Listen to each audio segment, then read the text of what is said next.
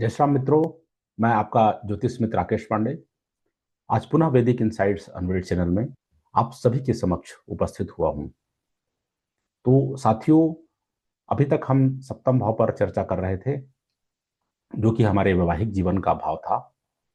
अब आने वाले समय में हम कुछ चर्चा आयु के बारे में करेंगे कि जन्म पत्रिका देखकर कैसे समझें कि जातक की आयु कैसी है, अल्पायु है कि मध्य आयु है कि पूर्ण आयु आयु है। तो साथियों, जो हमारा आठवां भाव होता है वो हमारे आयु का भाव होता है, और आठवें से आठवां भावात भावम के सिद्धांत के अनुसार जो तीसरा भाव है वह भी आयु का ही भाव है।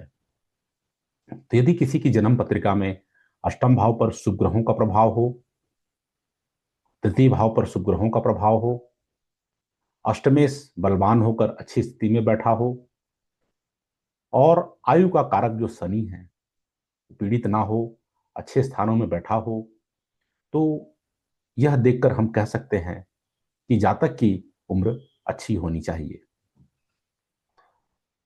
तो हमेशा एक प्रश्न आता है जब भी कोई बालक का जन्म होता है, तो माता पिता की चिंता होती है कि इसकी आयु कितनी है, क्या ये लंबी आयु जी पाएगा कि नहीं जी पाएगा।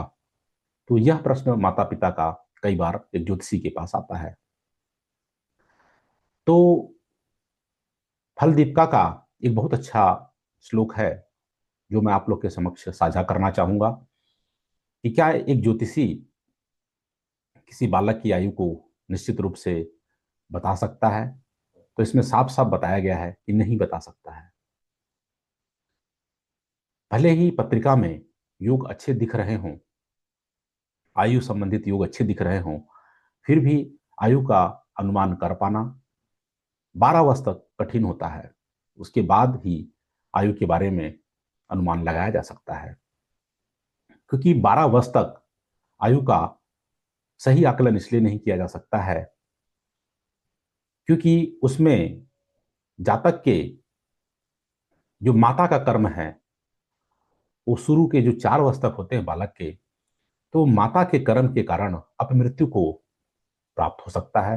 यदि माता के पाप कर्म हैं तो बालक अपमृत्यु को प्राप्त होगा, और 4 से 8 वर्ष तक पिता के पाप कर्मों के कारण जातक अपमृत्यु को प्राप्त हो सकता है, और 8 से 12 वर्ष तक जो बात जातक है वो अपने पूर्व जन्मों के किए हुए पाप कर्मों के कारण अपमृत्यु को प्राप्त हो सकता है।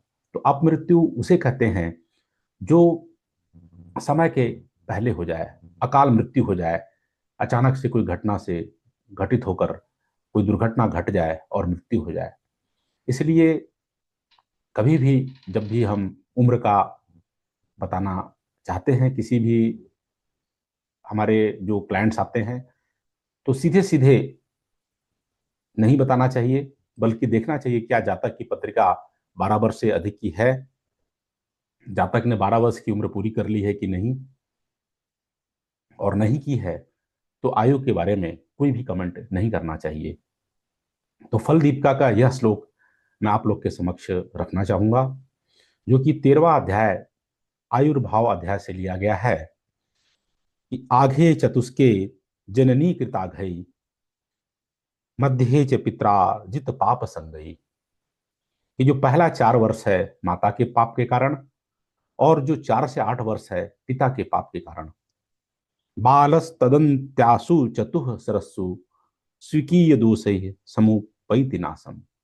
और जो 8 से 12 वर्ष है वो जातक के स्वयं के पूर्व जन्म के किए हुए पाप कर्म कारण जातक अपमृत्यु को प्राप्त होता है।